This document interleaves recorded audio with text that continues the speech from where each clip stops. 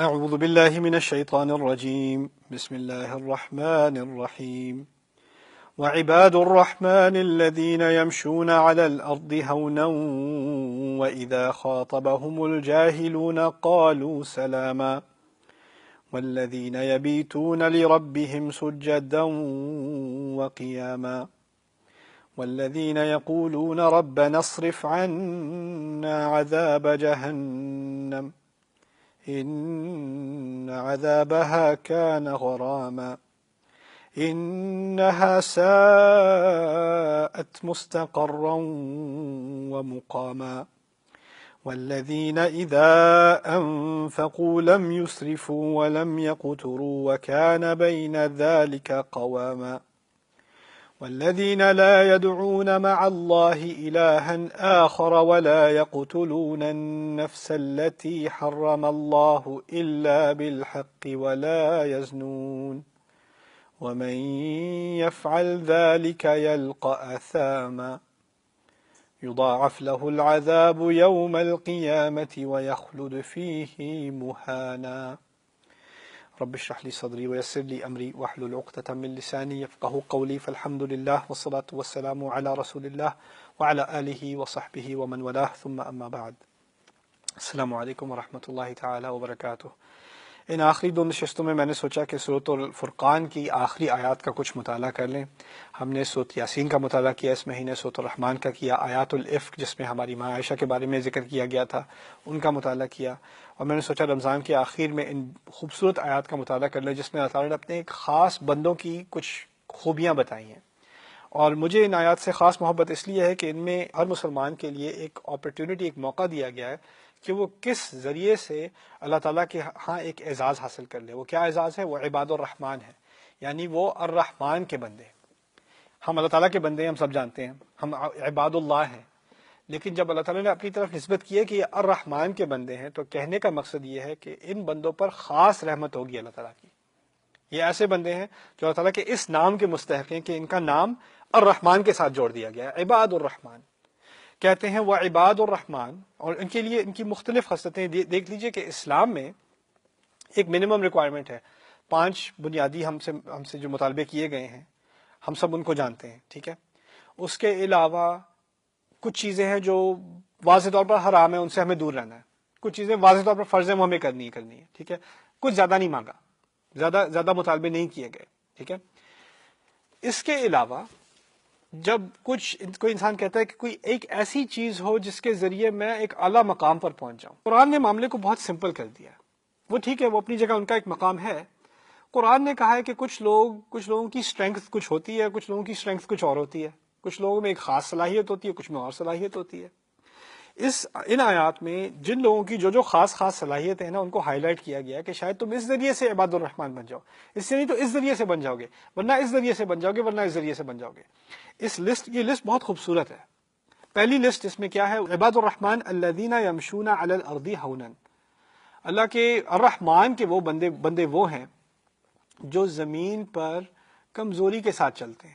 کمزوری کے ساتھ چلنے کا مقصد یہ ہے کہ وہ تکبر کے ساتھ نہیں چلتے۔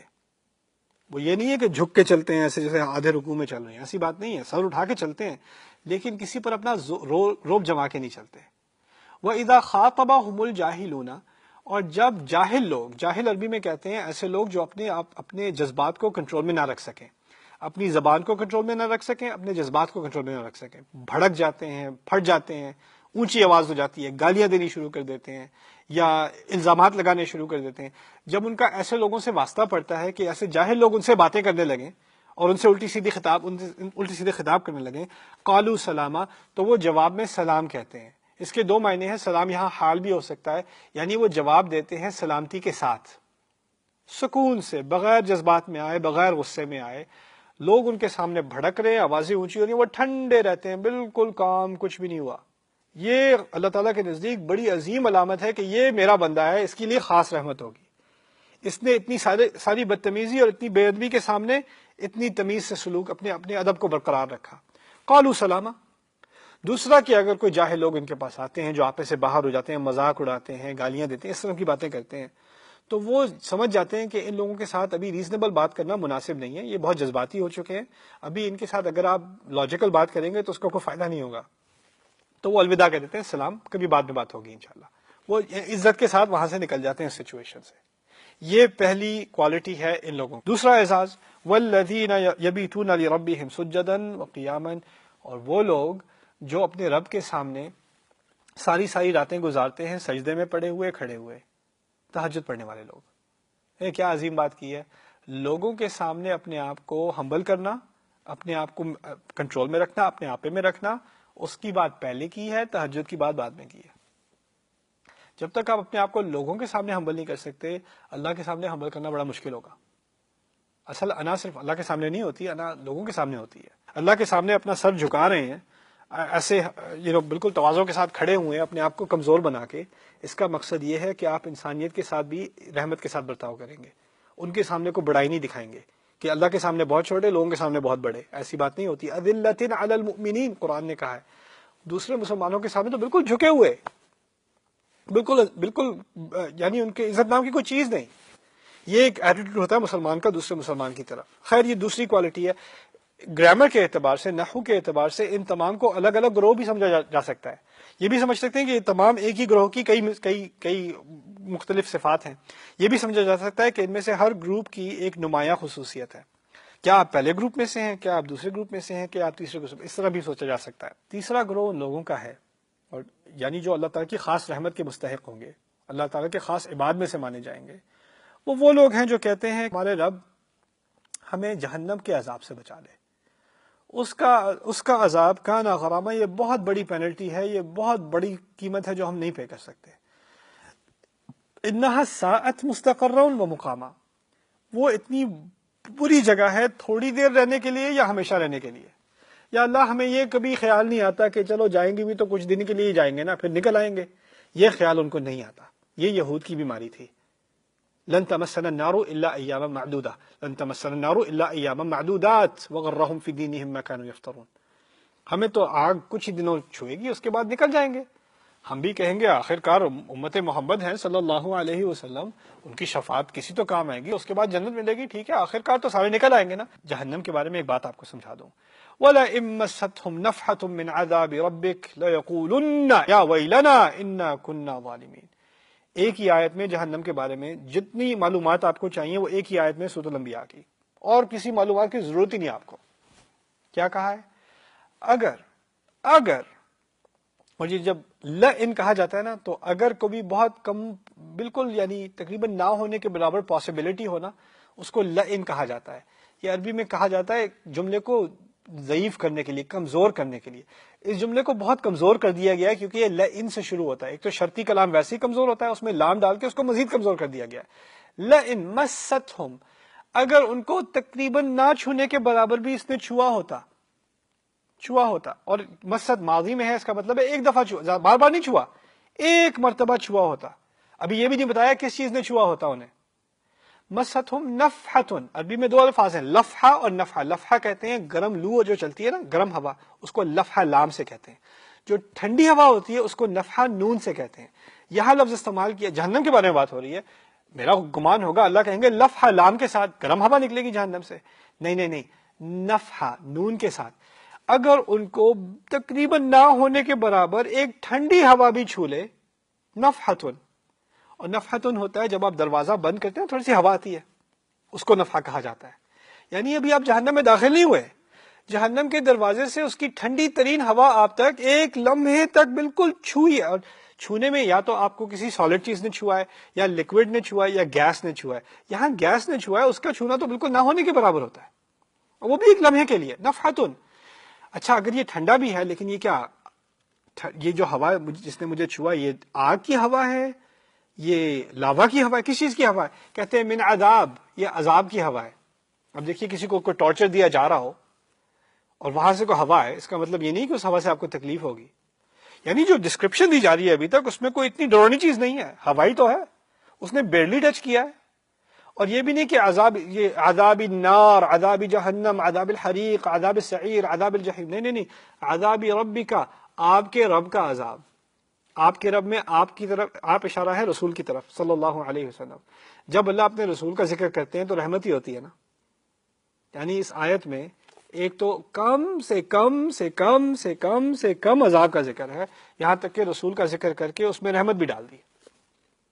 آپ کے رب کے عذاب کی ایک چھوٹی سی ہوا کی جھلک باہر نکل کر ان کو ایک لمحے تک اگر ذرا سی بھی چھو لے، یہ بات کہی ابھی تک، پھر کیا ری ایکشن ہوگا؟ اس کے ری ایکشن میں باقی آدھی آیت ہے. لَيَقُولُنَّ، میں قسم سے کہتا ہوں، بار بار چلا چلا کر کہتے جائیں گے کہتے جائیں گے کہتے جائیں گے. کیا کہتے جائیں گے؟ یا ویلنا. ویل کہتے ہیں، ویل عربی میں ہے، رسول کی اپنی ڈیفینیشن ہے ان کی، کہ جہنم کا سب سے پہلا جو حصہ ہے نا، سب سے نچلا حصہ جو اتنا ڈرونا اتنا خوفناک ہے، جہنم اس سے خود پناہ مانگتی ہے، اس کا نام ہے ویل. یہ لوگ ابھی جہنم میں داخل بھی نہیں ہوئے، باہر کھڑے ہیں، ان کو اتنی ہوا لگتی ہے، کیا کہتے ہیں؟ یا ویلنا، ہمیں تو یقین ہے ہم سب سے نیچے پہنچ گئے، اس سے برا کیا ہوگا؟ انا کننا ظالمین، بے شک ہم ہمیشہ ہمیشہ ہمیشہ ہی ظلم کرتے رہے ہیں، ہم نے سب چیزوں کا اعتراف کر لیا. دیکھیے کوئی مجرم ہوتا ہے نا، اس کو انٹروگیشن روم میں لایا جاتا ہے، پھر اس سے سوال پوچھے جاتے ہیں، پھر کوئی اگر کرپٹ پولیس ہوگی تو اس کو پٹائی بھی کرے گی، اعتراف کر لے اعتراف کر لے اعتراف کر لے، وہ مانتا ہی نہیں مانتا ہی نہیں مانتا ہی نہیں. اگر آپ اس کو اتنا ٹارچر کریں کہ وہ سب چیزیں مان جائے، سب کا اعتراف کر لے، اور وہ ان چیزوں کا بھی اعتراف کرے جس کو آپ نے پوچھا بھی نہیں تھا، یعنی پاگل کر دیا مار مار کے اسے. اس آیت میں اس کو ذرا سی ہوا لگی ہے، ذرا سی ہوا لگی ہے، اور وہ ساری زندگی کے گناہوں کا اعتراف، میں تو شروع سے ہی ظالم رہا ہوں، اس میں تو کوئی شک ہی نہیں ہے، میں سب ماننے کو تیار ہوں. وہ اتنی سی ہوا سے، ابھی جہنم کے اندر کی بھی بات نہیں ہو رہی، باہر کی بات ہو رہی ہے. اس کا ایمان ہے لوگوں کو کہ ہمیں جہنم کی ہوا تک نہیں چاہیے باہر کی. انہا ساعت مستقرا و مقامہ. اور کسی کا ایمان جہنم کے بارے میں یہ پکا ہو جائے کہ اس کو جھوٹی تسلی نہ ہو کہ جہنم اتنی بری جگہ نہیں ہے، تو پھر یہ بھی عباد الرحمن میں سے ہے. اللہ تعالیٰ ہمیں ان میں سے بنائے. بارک اللہ لی ولکم. السلام علیکم ورحمۃ اللہ.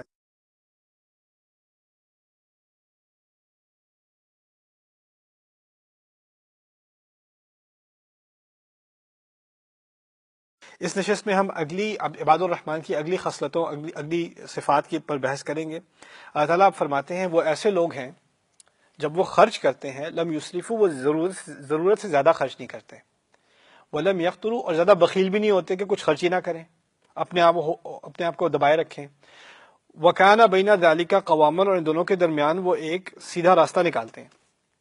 یعنی ایک طرف انسان ہوتا ہے کہتا ہے پیسے کی کوئی فکر ہی نہیں ہے، ٹھیک ہے، وہ اگر دیکھیں انسان کی کچھ ضروریات ہیں، کپڑا اس کی ضرورت ہے، کھانا اس کی ضرورت ہے، گھر اس کی ضرورت ہے، ٹھیک ہے، ضروریات ہیں.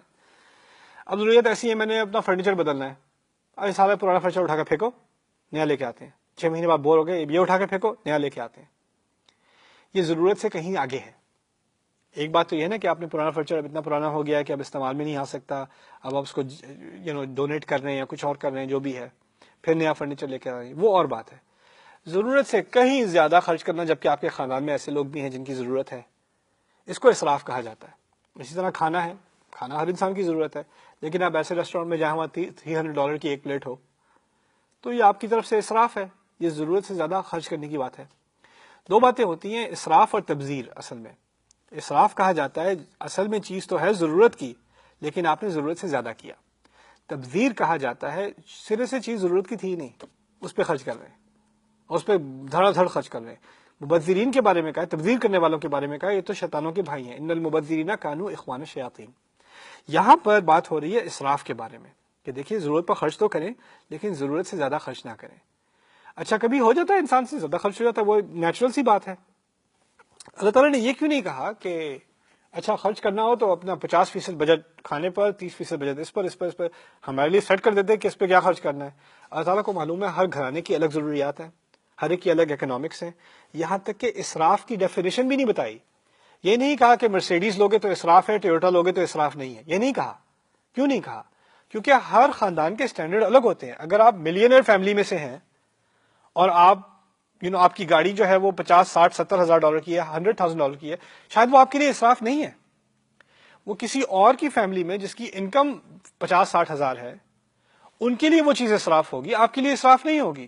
یعنی اسراف کے اسٹینڈرڈ سوسائٹی کے حساب سے، آپ کے اپنے گھرانے کے بجٹ کے حساب سے بدلتے جاتے ہیں. یہ نہیں ہے کہ ہر ایک کو ایک ہی جیسے گھر میں رہنا چاہیے، ایک ہی سائز کے گھر میں رہنا چاہیے، ایک ہی جیسی گاڑی ہونی چاہیے، ایسا نہیں ہے. ہمارے دین میں یہ فرق و تفاوت ہے، اور اس کو اسراف نہیں کہا جاتا. یہ نہیں کہیں گے کسی امیر گھرانے کے آپ گھر میں گئے دیکھیں ان کے گھر میں کتنا اسراف ہے، 6 بیڈ روم ہے ان کے، یا 8 بچے ہیں ان کے، 6 بیڈ روم ٹھیک ہے چلے گا، کوئی بات نہیں، وہ افورڈ کر سکتے ہیں، کوئی اس میں اسراف نہیں ہے. اسراف ہے یعنی اس حساب سے بھی آگے نکل کر کرنا خرچ، اور جہاں کسی اور کا حق بن رہا تھا اس حق کو مارنا، وہ بات. دوسری طرف ہے وَلَمْ يَقْتُرُوا، اپنے آپ کو ہولڈ بیک کر کے رکھنا، یعنی چیپ بن جانا. اس پہ کتنے خرچ کیے تھے، کیلے پہ کتنے خرچ کیے تھے، پانی پہ کتنے گئے تھے، یہ بجلی کا کتنا بل تھا، بار بار ایک ایک پینی پہ، ایک ایک چونی پہ آپ جو ہے وہ رپورٹ لینی شروع کر دیں. یہ ہے قطر. یہ بھی نہیں کرتے، کیونکہ اس سے بھی ایک گندی ذہنیت پیدا ہو جاتی ہے. ایک طرف ہوتا ہے چیزوں کی قدر نہیں ہوتی، دوسرا طرف ہوتا ہے مال کی اتنی قدر ہو جاتی ہے کہ مال کی عبادت شروع ہو جاتی ہے. انسان نماز بھی پڑھ رہا ہوگا تو اکاؤنٹنگ کر رہا ہوگا اپنے دماغ میں. اللہ تعالیٰ ہمیں پیسوں کی وجہ سے غافل نہیں بنانا چاہتا. ایک تو ہوتے ہیں پیسوں کی وجہ سے غافل کہ انہیں یہ نہیں یاد رہتا کہ اصل وہ محتاج اللہ تعالیٰ کے ہیں. جس کے پاس دولت زیادہ ہوتی ہے نا، وہ سمجھتا ہے کہ مجھے اللہ کی ضرورت نہیں ہے. جس کے پاس دولت نہیں ہوتی وہ سمجھتا ہے مجھے اصل ضرورت ہی دولت کی ہے. یہ دونوں ایک ایکسٹریم بن جاتے ہیں اللہ تعالیٰ سے دوری کے. اسی لیے کہا گیا ہے والذین اذا انفقوا لم یسرفوا ولم یقتروا. یہاں خاص کر گھرانوں کے جو انچارج ہیں اور جن کو گھرانوں میں ذمہ داری دی گئی ہے ان کو ایک خاص ہدایت کی گئی ہے. جیسے فرض کریں آپ کے گھر میں وائف آپ کا بجٹ کرتی ہیں، تو آپ نے ان کو ماہانہ خرچہ دیا ہوا ہے، اس میں آپ نے خرچ کرنا ہے. ہوتا عام طور پہ تو ہونا ہی چاہیے کہ ضرورت سے کچھ زیادہ دے دیا کریں تاکہ کچھ روم ہو بجٹ میں. کچھ لوگ ہوتے ہیں جو ضرورت سے کہیں کم دیتے ہیں اور کہتے ہیں اچھا پھر ختم ہو گئے، پھر مانگنے کو آ گئی. یہ قطر ہے، یہ دوسرا ایکسٹریم ہے. لیکن اگر زیادہ دیے ہوئے ہیں تو پھر بیوی کی بھی ذمہ داری ہے کہ ٹھیک طریقے سے خرچ کرے، شوز پہ زیادہ کنٹرول کرے، ذرا پرسز وغیرہ پہ تھوڑا کنٹرول کرے. ان چیزوں میں خرچ کرنے کی اجازت تو ہے لیکن ذرا دیکھ بھال کے، ذمہ داری کے ساتھ. تو اسی طرح مردوں کو جو یہاں پر ایک تعلیم دی جا رہی ہے وہ بیلنس کی دی جا رہی ہے. دیکھیے آپ کی اپنی ضروریات ہیں، فیملی کی ضروریات ہیں، سیونگز کی ضرورت ہے، ایجوکیشن وغیرہ کی ضرورت ہے، بچوں کے فیوچر کی ضروریات ہیں. ان سب کو مد نظر رکھتے ہوئے بجٹ بنا کر احتیاط سے کام کرنا چاہیے. فائنینشیل رسپانسبلٹی بہت بڑی چیز ہے. ہمارے ہاں کیا ہوتا ہے، آپ شاپنگ پہ جا رہے ہیں، کسی کا لحاظ نہیں کہ بھائی افورڈ کر سکتے ہیں کہ نہیں کر سکتے، یہ بھی لا لو، یہ بھی لے لو، یہ بھی لے لو، یہ بھی لے لو. اب قرض میں پڑے ہوئے ہیں، اب قطر کا پہلے اسراف کیا، اب قطر پہ آ گئے، اب پھر رکے ہوئے ہیں، اب تو کچھ ہے ہی نہیں، کچھ کر بھی نہیں سکتے. اب تھوڑے سے بھی پیسے آئے فوراً خرچ کر دیے، کیونکہ اتنے دیر تک اپنے آپ کو روکے ہوئے تھے. تو اب ایک ایکسٹریم سچویشن بن گئی. یہاں کیا تعلیم دی جا رہی ہے، بیلنس رکھو، اپنے آپ کو درمیان میں رکھو، خیال رکھو اپنا. کبھی نئے کپڑے بھی لے لیا کرو، کبھی نئے جوتے بھی کوئی بات نہیں، لے لیا کرو، اپنے آپ کو ٹریٹ کرو. لیکن ہمیشہ نہیں، ہر روز نہیں. کبھی بجٹ کو ہولڈ کرنے کی بات ہوتی ہے، کبھی تھوڑا ریلیز کرنے کی بات ہوتی ہے، ٹھیک ہے، کچھ کبھی آگے کبھی پیچھے ہوتا جاتا ہے. اسی لیے کہا ہے وَكَانَ بَيْنَ ذَلِكَ قَوَامًا، اس کے درمیان کوئی نہ کوئی راستہ سیدھا نکالنا پڑتا ہے. یعنی آپ کو خود ہی ایڈجسٹ کرنا پڑتا ہے، ان چیزوں کا دھیان رکھنا پڑتا ہے. ہمارا دین اتنا پیارا دین ہے. آپ کو فائنینشیل رسپانسبلٹی دکھانے میں ہی اللہ تعالیٰ آپ سے محبت کر رہے ہیں، آپ کو عباد الرحمان میں شمار کر رہے ہیں، کیونکہ آپ نے اپنے گھر میں بجٹ کے معاملے میں ذمہ داری دکھائی. جس چیز کو ہم روحانی کام سمجھتے ہیں یہ تو گھر کا کام ہے. لوگ کہتے ہیں کاش کہ میں بھی دین کا کام کر رہا ہوتا، میں تو بس گھر والوں کا ہی خیال. یہی تو دین کا کام ہے. دیکھو آیت ہے تمہارے لیے، تمہیں تو عباد الرحمان کہا ہے. اگلی آیت میں جو اللہ تعالیٰ نے اگلے گروپ کے بارے میں بات کی ہے وہ کی ہے والذین لا يدعون مع اللہ الہا آخر ولا يقتلون النفس التي حرم اللہ الا بالحق ولا يزنون ومن يفعل ذلك يلقى اثاما. اور وہ لوگ جو خدا کے علاوہ کسی اور خدا کو الہ نہیں مانتے، کسی کو نہیں پکارتے، اور نہ وہ کسی ایسے انسان کو قتل کرتے ہیں جس کی زندگی اللہ تعالیٰ نے اس کو حرام قرار دیا، اس کو مارنا حرام کر دیا، اس کو ایک حرمت دی ہے بغیر کسی حق کے. نہ ایسے لوگ جو زنا کرتے ہیں، اور جو یہ کچھ کرے گا اس نے تو اپنے لیے وہ آگے جا کر بہت بڑی پینلٹی سے جا کر ملے گا، بہت بڑی سزا سے جا کر ملے گا. اس کے لیے یضاعف له العذاب یوم القیامت ویخلد فیہ مہانا، اس کے لیے تو اس دن قیامت کے دن سزا کو دگنا کر دیا جائے گا اور وہ اس میں ہمیشہ رہے گا. یہاں سوال جو پیدا ہوتا ہے وہ یہ ہے کہ اللہ تعالیٰ کے علاوہ کسی اور کی عبادت نہیں کی تو کون سا بڑا تیر مار لیا، وہ تو ہر مسلمان کرتا ہے. کسی کو قتل نہیں کیا، میں نے تو ابھی تک کسی کو قتل نہیں کیا، اس سے بھی مجھے بڑا احساس بن جائے گا کہ میں عباد الرحمان میں شامل ہو گیا. جس نے زنا نہیں کیا، میں شادی کی ہوئی ہے، زنا نہیں کیا، تو اب میں عباد الرحمان میں شامل. اس میں کون سا بڑی بات ہے؟ ٹھیک ہے ابھی پہلے تہجد کی بات ہوئی، بڑی بات ہے. بیلنس بجٹ کرنا بڑی بات ہے، شروع میں کہا تھا غصے والے لوگ آپ سے آ کے بات کریں، آپ تحمل سے جواب دیں، بڑی بات ہے، اس میں کیا بڑی بات ہے؟ یہ تو بنیادی سی چیز ہے، اسلام 101، اسلام میں کوئی جیسے ہی مسلمان ہوتا ہے بنیادی بات ہے شرک نہیں کرنا، قتل نہیں کرنا، زنا نہیں کرنا، اس میں کیا بڑی بات ہوئی؟ کہا یہ جا رہا ہے کہ کچھ لوگ ایسے ماحول میں ہوتے ہیں جس میں ان کے ارد گرد شرک ہر طرف پھیلا ہوتا ہے، اور ان لوگوں کے لیے ایک خدا کی عبادت برقرار رکھنا اس ماحول میں بہت بڑا کام ہے۔ تمہارے لیے شاید آسان ہو، لیکن ایسے لوگ بھی ہوتے ہیں جو پورے ہندو گھرانے میں ایک مسلمان ہو گیا ہے، ایسے بھی تو لوگ ہوتے ہیں نا، ان کے لیے صرف ایک خدا کو ماننا کتنی بڑی بات ہے۔ ایسے بھی تو لوگ ہوتے ہیں جو کسی کرمنل سوسائٹی میں ہوتے ہیں، کسی گینگ میں ہوتے ہیں، کسی ڈاکوؤں کے کسی اڈے میں ہوتے ہیں، خود ساری زندگی جرم میں گزاری ہے، وہ تو قتل کرتے رہتے ہیں، وہ انسان قتل چھوڑ دے بڑی بات ہے۔ کوئی ایسے لوگ ہوتے ہیں جن کی ساری زندگی گھٹیا ماحول میں زنا کے ارد گرد گزری ہے، اس انسان کے لیے وہ سب چھوڑ دینا کوئی چھوٹی چیز نہیں ہے۔ ان لوگوں کے لیے یہ بہت بڑی بات ہے کہ وہ ان چیزوں کو چھوڑ دیں۔ تو یہ اللہ تعالیٰ نے جن چیزوں کو یہاں گنوایا ہے وہ آپ عام مسلمان کے لیے کوئی بڑی کرتوت نہ سمجھیں، لیکن کچھ لوگ ہوتے ہیں جو اس ماحول میں ہوتے ہیں، ان کے لیے یہ کرنا بھی بہت بڑی بات ہے۔ اور کہا جو یہ چیزیں نہیں چھوڑے گا اس کے لیے تو عذاب دگنا ہوگا، کیونکہ وہ مسلمان ہونے کے باوجود یہ حرکتیں، اس کے لیے تو دگنا ہوگا، اور وہ اس میں ہمیشہ ہمیشہ رہے گا۔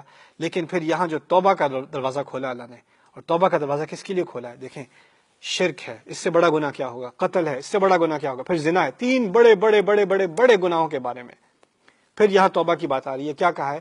الا من تاب وآمن وعمل عملا صالحا، سوائے ان کے جس نے توبہ کی، اپنے ایمان کو دوبارہ تازہ کیا، اور اس کے بعد سے اچھے عمل کرنے لگا، اور واقعی اچھے عمل ڈیڈیکیٹ کر کے اپنے آپ کو کرنے لگا۔ کیا ہوگا اس کے ساتھ؟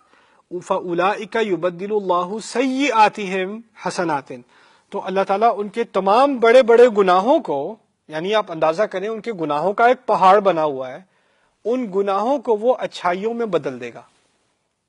گناہوں کو معاف نہیں کرے گا، گناہوں کو مٹائے گا نہیں، گناہوں کو دفنائے گا نہیں، گناہوں کو کنورٹ کر دے گا اچھائیوں میں۔ یعنی اس کا ایک پہاڑ تھا جو اس کو جہنم میں لے جا رہا تھا، وہی پہاڑ اب اس کے لیے ایک جنت کا راستہ بن گیا۔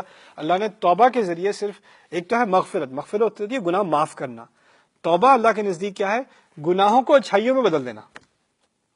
جو چیز تمہیں مار رہی تھی وہ جنت یوم القیامہ میں تمہاری فیور میں جائے گی، یہ ہے توبہ۔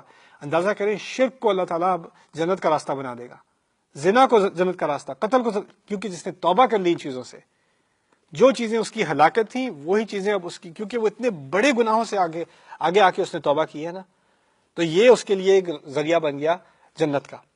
لیکن یہ سن کر کچھ لوگوں کو گندا خیال بھی آتا ہے، چلو اگر اتنا بڑا کہنا انعام ملنا ہے تو کچھ گناہ کر ہی لیتے ہیں، پھر توبہ کریں گے، پھر کنورٹ ہو جائے گا، اچھی کیلکولیشن ہے۔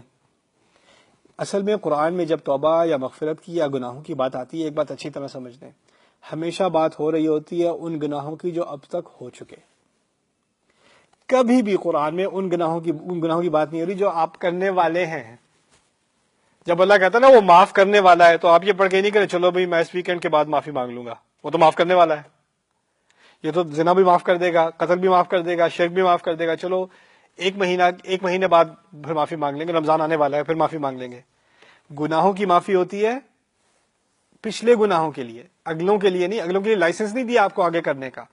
لیکن پھر دوسرا سوال پیدا ہوتا ہے، وہ دوسرا سوال کیا ہے؟ باقی کہیں میں نے زنا تو نہیں کیا، نہ میں نے شرک کیا ہے، نہ میں نے قتل کیا ہے، لیکن پھر بھی اور گناہ تو ہے، میں نے غیبت تو میں نے کی ہے، تھوڑی بہت کمائی تو غلط طریقے سے کی تھی، کچھ اور چیزیں تو کی تھی، ان کا کیا کروں؟ کیا ان کو بھی شامل کیا جائے گا؟ یہاں کہہ دیا وَمَن تَابَ وَعَمِلَ صَالِحًا فَإِنَّهُ يَتُوبُ إِلَى اللَّهِ مَتَابًا، اور جس نے توبہ کی، کوئی بھی توبہ کی، نہ صرف ان چیزوں میں سے توبہ کی، کسی بھی گناہ سے توبہ کی اور اچھے کام کیے، تو اللہ اس کی توبہ کو بھی پوری طرح قبول کرے گا۔ وہ بھی ایک جائز توبہ ہے اور پوری مکمل توبہ ہے، اس میں کوئی کمی نہیں ہے۔ یعنی صرف بڑے بڑے گناہوں کی توبہ نہیں ہوتی، ہر گناہ کی توبہ اللہ تعالیٰ قبول کرے گا۔ بارک اللہ لی ولکم فی القرآن الحکیم ونفعنی وإیاکم بالآیات۔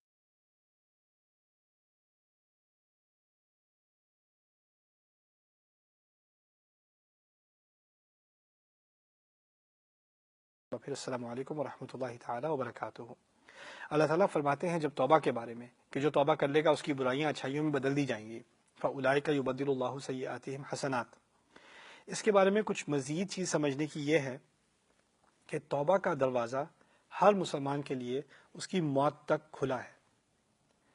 کسی انسان کو اپنے بارے میں یہ نہیں سوچنا چاہیے کہ میرے گناہ اب اتنے بڑے ہو گئے ہیں کہ اب تو وہ معافی کے لائق نہیں ہیں۔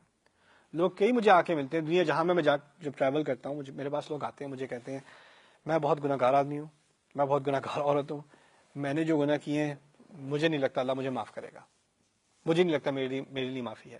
میرا ان کے لیے سب کے لیے ایک ہی جواب ہے، آپ شاید ان میں سے ہوں، آپ کے لیے بھی وہی جواب ہے، جب تک اللہ تعالیٰ نے آپ کو سانس دی ہوئی ہے تب تک توبہ کا موقع دیا ہوا ہے۔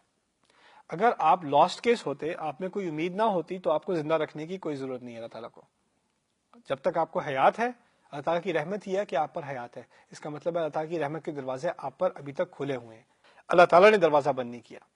دوسری اہم بات یہاں پر اس توبہ کے معاملے میں اور اپنی آپ کی معافی حاصل کرنے کے معاملے میں یہ بات یاد رکھنی ضروری ہے کہ لوگ آپ کو معاف نہیں کرتے۔ لوگ آپ سے کہتے ہیں جہنم میں جلو گے، اللہ پوچھے گا، اللہ یہ کرے گا، اللہ وہ کرے گا، وہ اللہ کی طرف سے وہ نمائندے بن کے آپ کو جہنم میں جھونکنے کو تیار ہو جاتے ہیں۔ آپ لوگوں کی باتوں میں آ کر اپنے بارے میں یہ مت سمجھنا کہ واقعی ان کی باتیں سچ ہیں۔ لوگوں کی بد دعائیں، لوگوں کی باتیں وہ اپنی جگہ ہیں، آپ کی توبہ اپنی جگہ ہے۔ پھر آپ نے شروع سے بچپن سے سنا ہوگا حقوق اللہ ہیں اور حقوق العباد ہیں۔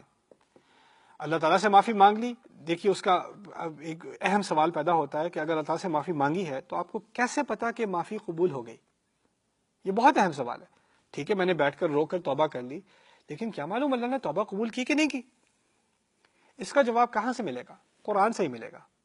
میں آپ کو اس کے لیے اس نشست میں ایک چھوٹا سا قصہ سناتا ہوں جس میں اس کا 100% جواب ہے۔ موسیٰ علیہ السلام نے غلطی سے ایک انسان کو مکہ مار کر قتل کر دیا تھا۔ مکہ تو جان بوجھ کے مارا تھا، قتل کی نیت نہیں تھی، قتل ہو گئے تھے۔ اچھا جب وہ قتل ہوا تو فوراً انہوں نے کہا، اور وہ اس زمانے میں تھا جب وہ نبی نہیں تھے، یعنی وہ نبی تو جا کر پہاڑ پر جا کر طور پر جا کر ان کو اللہ تعالیٰ نے وحی دی، پھر وہ اللہ کے رسول بنے۔ یہ ان کی نوجوانی کی بات ہے، ابھی وہ رسول نہیں ہے، یعنی وہ اللہ سے ہم کلام نہیں ہے، ابھی ان کو اللہ تعالیٰ کی طرف سے کوئی وحی نہیں آ رہی، اس وقت کی بات ہے۔ فقضا علیہ، انہوں نے مکہ مارا اور وہ بندہ مر گیا۔ کہتے ہیں ربی انی ظلمت نفسی فاغفر لی، میرے رب میں نے اپنے نفس پر ہی ظلم کیا ہے، مجھے معاف کر دے۔ قتل کسی اور کو کیا ہے، ابھی اس کی فیملی نے انہیں معاف نہیں کیا، پہلی بات وہ تو معاف کر نہیں سکتا، وہ تو مر گیا۔ معافی کس سے مانگی ہے؟ اللہ تعالیٰ سے، فوراً معافی مانگی ہے۔ اللہ تعالیٰ نے جواب میں کیا کہا ہے؟ فغفر لہ، کیونکہ اس نے معافی مانگی اس وجہ سے، الفاء سببیۃ، فا جو ہے یعنی اس وجہ سے اللہ نے اس کو فوراً معاف کر دیا۔ انہ هو الغفور الرحیم، بے شک وہ معاف کرنے والا ہی ہے۔ اب ہمیں پتہ، اللہ تعالیٰ نے موسیٰ کو یہ بتایا نہیں، ہمیں بتایا ہے۔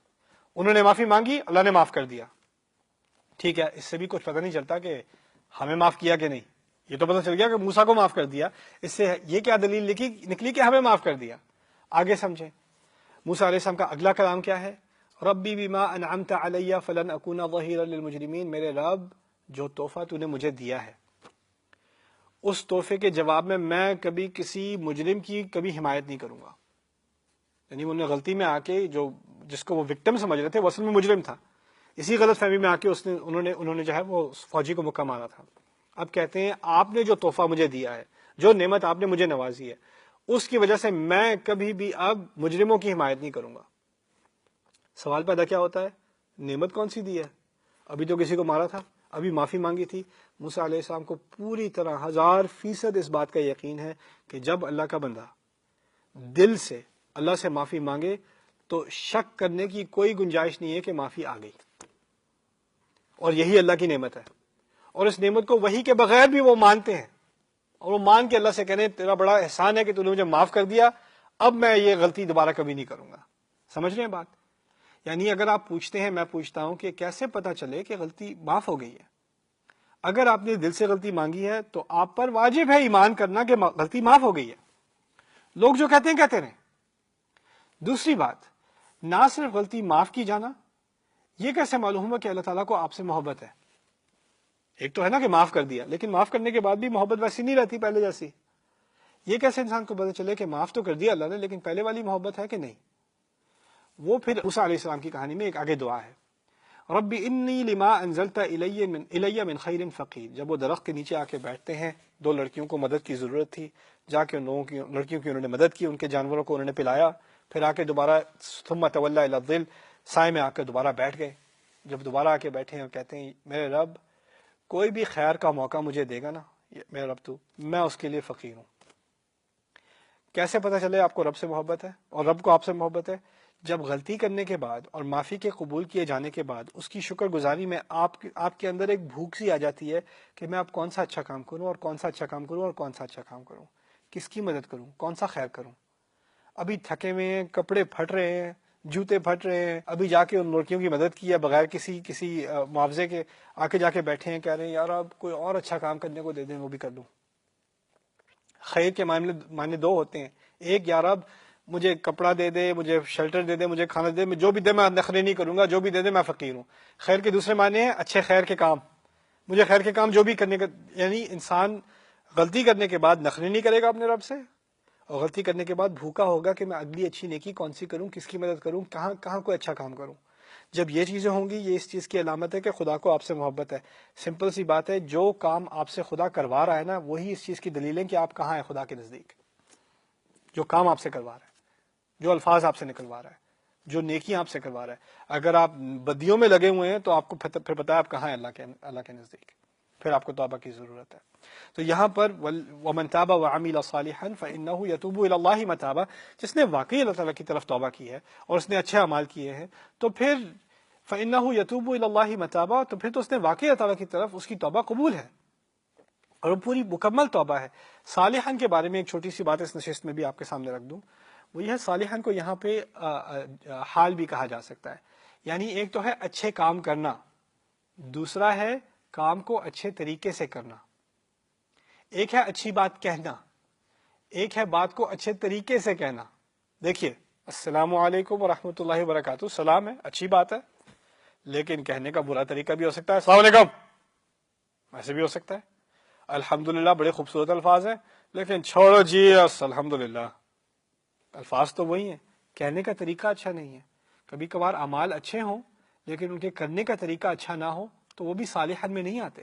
عاملہ صالحن میں دونوں چیزیں شامل ہو گئیں، کرنے کا کام بھی اچھا، اس کو کرنے کا طریقہ بھی اچھا. اگر آپ نے کسی کی مدد کرنی ہے تو دھکے مار کے مت کریں، پیار سے کریں.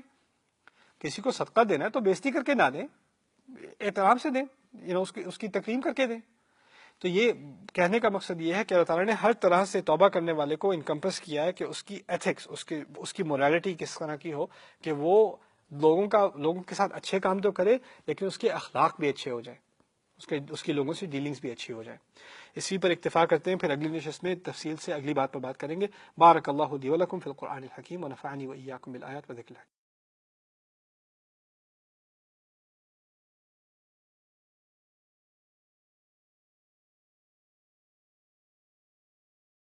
اب جو بات آ رہی ہے وہ ایک مزید آگے بات ہے، توبہ کرنے کے بعد کیا کرنا چاہیے. توبہ کرنے کے بعد انسان بدل جاتا ہے، اس کا ماحول بدل جاتا ہے، وہ اس انوائرمنٹ میں نہیں رہتا جس میں وہ پہلے ہوا کرتا تھا. اس لیے اب کہا گیا والذین لا یشہدون الزور. اب وہ جھوٹی گواہی یا جھوٹے ماحول، کرپٹ ماحول کو یہاں تک کہ اس میں گواہ بھی نہیں ہوتے، یعنی وہاں پائے ہی نہیں جاتے. اس کے دو معنی ہیں، ایک تو یہ ہے کہ یہ جھوٹی گواہی نہیں دیتے، یعنی کسی نے کہا یہ کہہ دو، وہ کہہ دینا میری بہاف پہ، چلو خاندان کا لحاظ رکھ کے کہہ دینا، دوستی کے ناطے کہہ دینا میں تمہارا مسلمان بھائی ہوں، اسی کے حوالے سے کچھ جھوٹ بول دینا، ایسی کبھی بات نہیں کرتے. آپ نے کسی کو جاب میں ریکمینڈ کیا ہوا ہے اور آپ کو پتا ہے کہ وہ اس کے لائق نہیں ہے، لیکن پھر بھی رشتے کے ناطے، تعلقات کے ناطے آپ نے ایسی اچھی ریکمنڈیشن دے دی، یہ بھی گناہ ہے، یہ بھی شہادت الزور ہے. اسی طرح کسی کے خلاف گواہی دے دینا، اس نے کچھ کیا ہو نہ کیا، اس کے خلاف ایسے گواہی دے دینا جیسے اس نے واقعی یہ کام کیا ہے بغیر کسی ثبوت کے، یہ بھی شہادت الزور ہے. تو والذین لا یشہدون الزور، وہ اپنی گواہی کا فائدہ غلط نہیں اٹھاتے، وہ شہادت نہیں دیتے جھوٹی گواہی کی.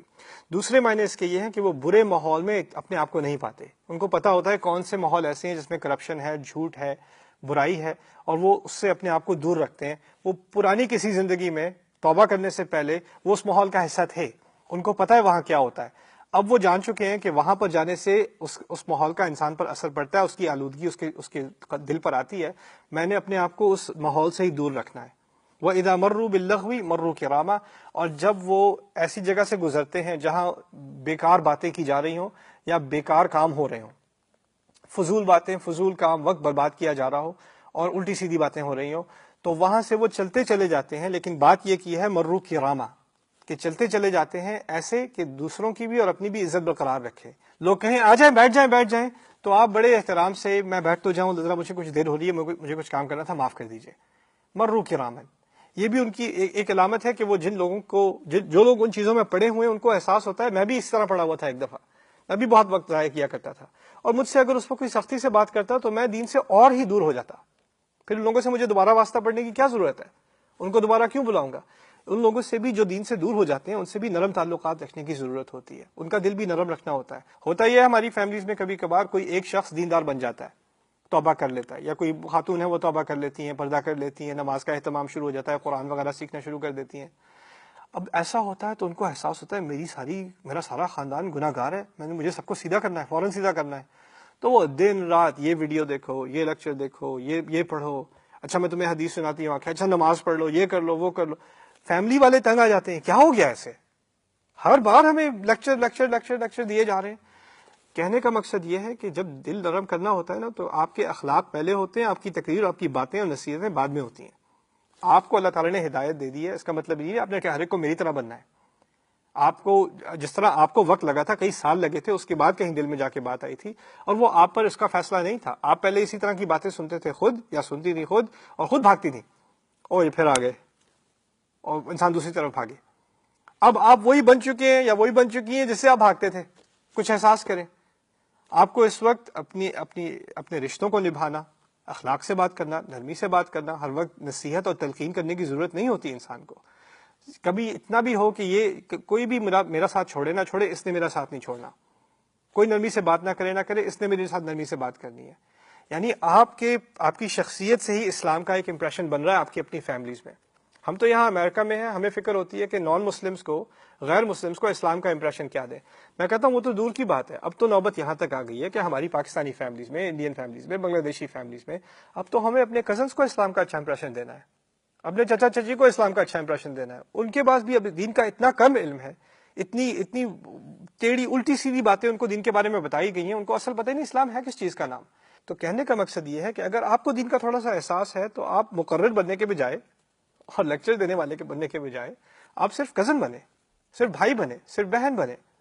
اور ٹھیک ہے اگر کوئی غلط ماحول ہو رہا ہے تو وہاں سے عزت کے طریقے سے نکل جائیں. اذا مروا باللغو مروا کرامہ، تاکہ لوگوں کو احساس ہو یہ دین کا تو اہتمام کرتے ہیں لیکن غصہ ان میں نہیں ہے، شدت پسندی نہیں ہے، ججمنٹ نہیں ہے. ان کو جس طرح اور لوگ جو ہیں اونچی اونچی آواز میں تقریریں کرتے ہیں اس طرح یہ نہیں کرتے. پھر وہ خود آپ سے آ کے پوچھیں گے اچھا یہ میرے ایگزام ہو رہے ہیں کل، کون سی دعا پڑھوں؟ یا وہ بیٹی کی شادی ہونے والی ہے اس میں کون سی دعا پڑھیں، کون سی صورت پڑھیں؟ ان کو جو دین کا پتہ ہے، دین میں کوئی مسئلہ ہو رہا ہو تو کون سی صورت پڑھنی چاہیے، کون سی دعا پڑھنی چاہیے، بس یہی پتہ ہے دین کا. اور کچھ دین ایک پرسکرپشن میڈیکیشن ہے، فارماسیوٹیکل، اس میں جب اس کی ضرورت ہو آن دی اوکیزن کون سے الفاظ پڑھ لو، باقی دین کی کوئی ضرورت نہیں ہے.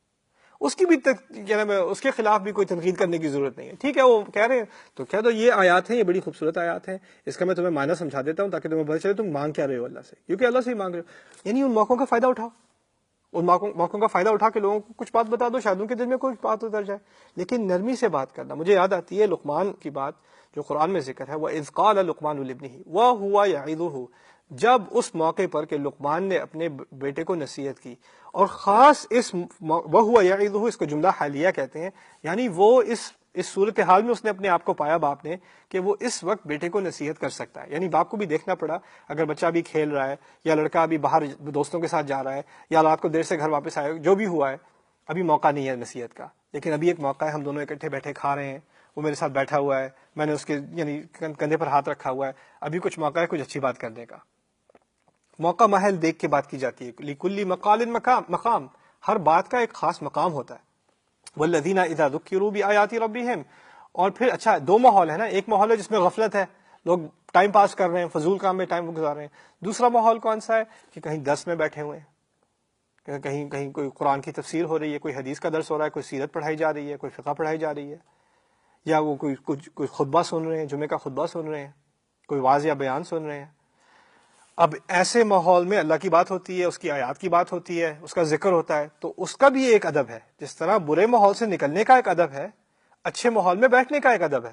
اس کے بارے میں اب ذکر کیا گیا ہے کہ جب اور یہ وہ لوگ ہیں کہ جب ان کو اللہ تعالیٰ کی آیات کی یاد دہانی کرائی جاتی ہے، جب ان کو نصیحت کرائی جاتی ہے اللہ کی آیات کے ذریعے، اپنے رب کی آیات کے ذریعے، لم یخروا علیہا صما وعمیانا، کہ وہ ان پر گرتے پڑتے نہیں ہیں اندھے اور بہرے، میں کہوں صما وعمیانا۔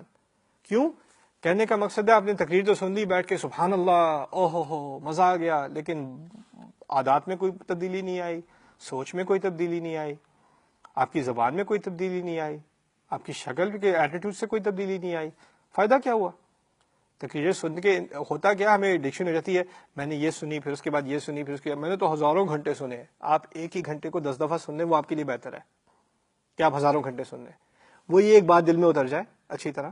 اور میں تو کہتا ہوں ہمارے دین میں اصل بات بیہیویئر نہیں ہے، اعمال کا بدلنا نہیں ہے، اصل بات ہے دل اور دماغ بدلنا۔ آپ کی سوچ بدل جائے گی نا، آپ کی آراء بدل جائیں گی، آپ کی رائے بدل جائے گی، آپ کے ایٹیٹیوڈ بدل جائیں گے، پھر اعمال کا بدلنا، آپ کے بیہیویئر کا بدلنا وہ چھوٹی سی بات ہے، وہ تو کچھ بھی نہیں ہے۔ لیکن پہلے انسان کا نقطہ نظر بدلنا چاہیے، کس چیز کی اہمیت ہے، کس چیز کی اہمیت نہیں ہے، کیا چیز واقعی اچھی ہے، کیا چیز واقعی بری ہے۔ ابھی تو ہم اس صورتحال میں ہیں کہ جو چیز واقعی اچھی ہوتی ہے اس کو ہمیں اچھا سمجھنا مشکل لگتا ہے، اور جو کوئی چیز واقعی بری ہوتی ہے اس کی کشش اتنی ہوتی ہے کہ ہمیں اتنی بری نہیں لگتی۔ وَزَيَّنَ لَهُمُ الشَّيْطَانُ أَعْمَالَهُم، شیطان نے ان کے اعمال ان کے لیے خوبصورت بنا دیے ہوئے ہیں۔ زُيِّنَ لَهُ سُوءُ عَمَلِهِ، اس کے لیے اس کے سب سے گندی حرکتیں اس کے لیے خوبصورت بنا دی گئی ہیں۔ وہاں تک ہماری حالت پہنچ چکی ہے۔ اسی لیے قرآن کی آیات سن کر دوبارہ ہماری پراپر سینس کو ریسٹور کرنا، کیا چیز اچھی ہے، کیا چیز بری ہے، کس چیز کی طرف ہمیں مائل ہونا ہے، کس چیز کی طرف سے ہمیں اپنے آپ کو ہٹانا ہے، کون چیز ہمیں خود کو نقصان دے رہی ہے، ہم خود نقصان میں پڑ رہے ہیں اس کی وجہ سے۔ ان باتوں کو سامنے رکھ کر انسان نہ اندھا بنے، نہ بہرا بنے کہ اس کو سنائی نہ دے، جو باتیں کی جا رہی ہیں مجھ پر اپلائی ہوتی ہیں۔ اندھے کا معنی ہے خود کو نہیں دیکھ رہا، بہرے کا معنی ہے یہ نہیں سن رہا کہ تمہارے بارے میں بات ہو رہی ہے، جیسے قرآن کہتا ہے فیہ ذکرکم، اس میں تمہاری اپنی ہی بات ہو رہی ہے، اس میں تمہاری اپنی ہی بات ہو رہی ہے۔ انسان ہوتا کیا ہے، جب کسی کی کوئی تقریر سنتا ہے، کوئی تنقید سنتا ہے، کوئی نصیحت سنتا ہے، تو اس کے ذہن میں آتا ہے کاش کہ یہ بندہ سن رہا ہوتا، اس کو بڑی ضرورت ہے اس نصیحت کی، اپنے بارے میں نہیں سوچتا مجھے بھی کوئی ضرورت ہوگی نصیحت کی۔ والذین یقولون، پھر یہ آگے اس تمام یعنی برے ماحول سے نکل کر اور اچھے ماحول میں واقعی اپنے آپ کو تبدیلی لانے کے لیے لانا۔ اس میں ایکچولی آگے جانے سے پہلے ایک اور بہت اہم آبزرویشن ہے، اس کا میں ذکر کر دوں۔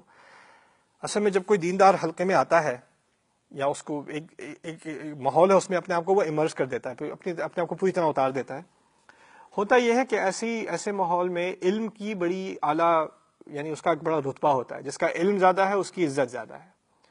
تو پھر ہمیں بھی ایک ہوتا ہے کہ ہم زیادہ سے زیادہ علم حاصل کریں، سیکھیں، نوٹس لیں اور کلاسز لیں، اور یعنی ہمارے علم میں اضافہ ہو، وہ زیادہ سے زیادہ مزید سے مزید ہم لیکچر سنتے جائیں۔ ہوتا ایک وقت پر یہ ہے کہ شروع میں انسان سیکھتا ہے، مجھے سیکھنا ہے اچھا انسان بننے کے لیے، مجھے سیکھنا ہے بہتر بیٹا بننے کے لیے، بہتر شوہر بننے کے لیے، بہتر باپ بننے کے لیے، بہتر دوست بننے کے لیے، بہتر سٹیزن بننے کے لیے، بہتر انسان بننے کے لیے، اسی لیے میں سیکھ رہا ہوں۔ چلتے چلتے کیا ہوتا ہے، انسان بھول جاتا ہے کہ وہ سفر پہ ہے کیوں۔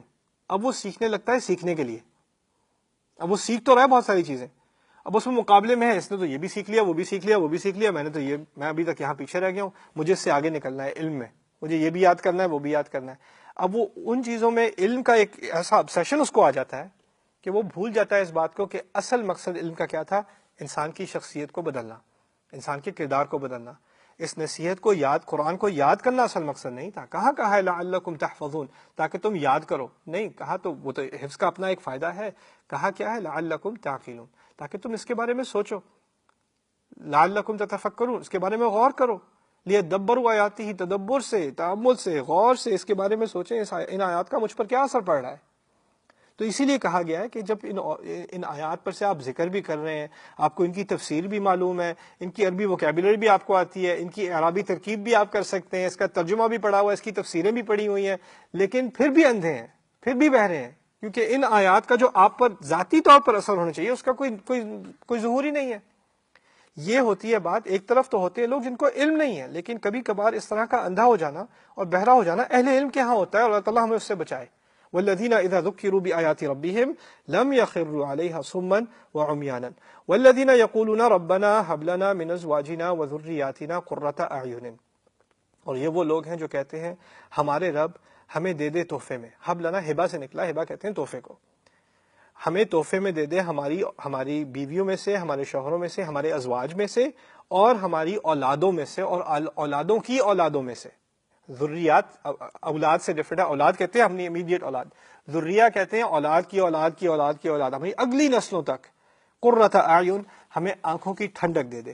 وجعلنا للمتقین اماما، اور ہمیں اماموں کا، متقین کا امام بنا دے. انشاءاللہ تعالی اس آیت پر ذرا تفصیلی بحث اگلی نشست میں ہوگی. بارک اللہ لی ولکم فی القرآن الحکیم ونفعنی وإیاکم بالآیات وذکر الحکیم.